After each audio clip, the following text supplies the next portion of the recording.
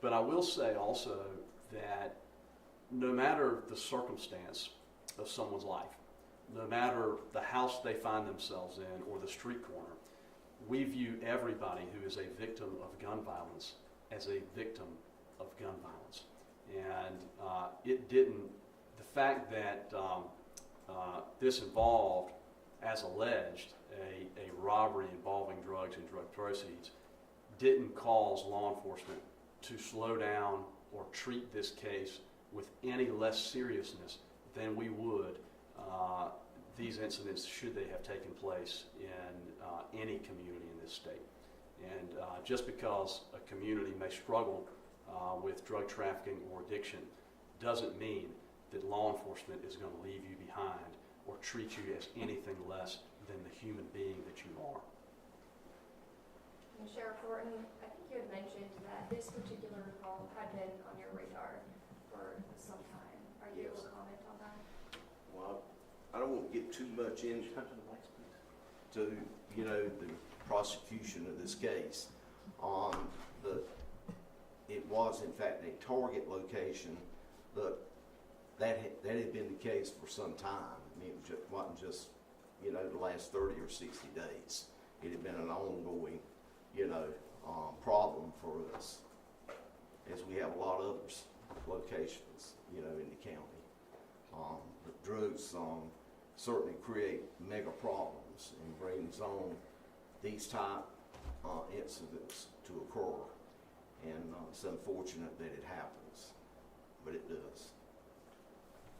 Sheriff, I imagine this is one of the worst or the worst killings in your county. Talk about what it means to have an arrest and be able to stand here today and say, we've got someone, we're going to go through the prosecution. What does that mean to you and to the people of Sampson County? Well, everybody, certainly was anxious. Everybody expects arrest to take place, in a short period of time.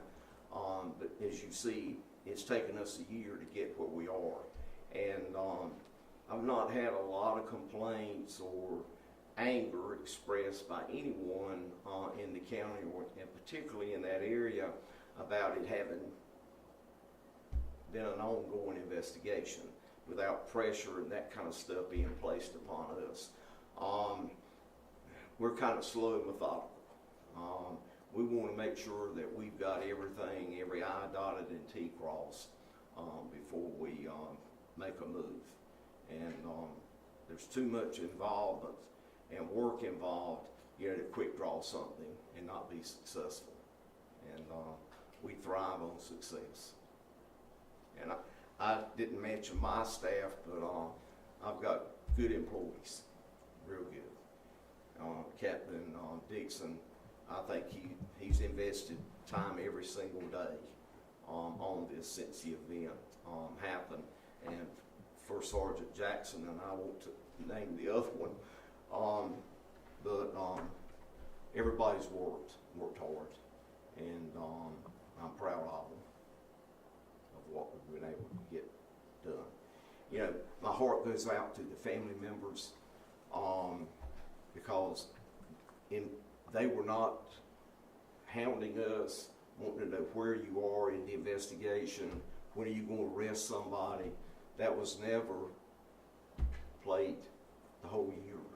So, and I think some of that, of course, has confidence in knowing that we'll get the job done. Can't guarantee when it'll happen, but I'm blessed. People in the county have a lot of confidence in us, and they help build that confidence. I know you had mentioned Robert Williams had been under arrest for a separate charge dating back to November. Was there any prior contact with Derek George? Was he on your radar? Are you able to share how that kind of came about? No. Nothing more I can share on that. Nothing you can share. Okay. He was arrested about 4.5 weeks ago.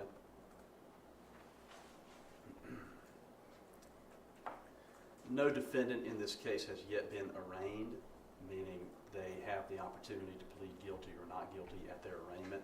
Those arraignments will occur in December. Do we know the relationship of these victims? I know that was still a little uncertain at the time. Were these random? Were they related in any way? Of the victims, Mm-hmm. some were related to one another, but I won't want to comment any more than that. You mentioned the belief that this was a targeted shooting. Are you able to discuss any relationship between Williams, George, and the 5 victims? Were they Not beyond what's alleged in the indictment.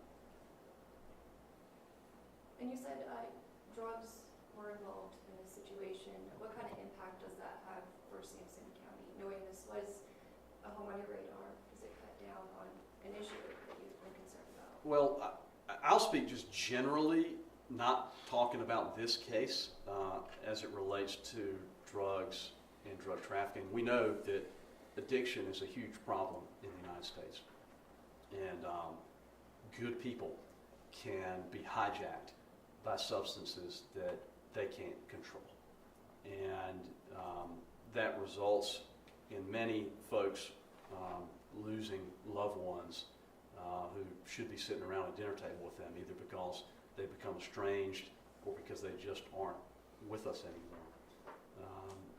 And that's a huge concern.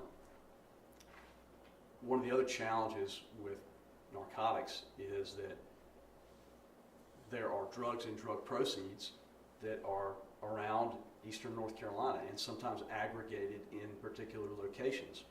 And those locations can be ripe for robberies and violence. And guns are tools of the trade for drug traffickers. And speaking broadly about our strategy in addressing violent crime, they go hand in hand. And so it only increases our energy to want to focus on drug trafficking with our local partners. So I could say that generally at a sort of statewide level, maybe even at a national level. Sheriff Thornton will probably be able to speak better to the issue of narcotics in his particular area and his commitment to address those without talking about the specific case. Yeah, one of you asked about the 5 individuals being shot at one time. Prior to that incident, and Captain Dixon could probably give more or shed more light on this, but on 2 separate occasions back several years ago, we had a crime scene where 3 people were killed at one time, and then another crime scene about 2 years after that where 3 were killed. Drugs certainly was associated with one of those. The other one was family.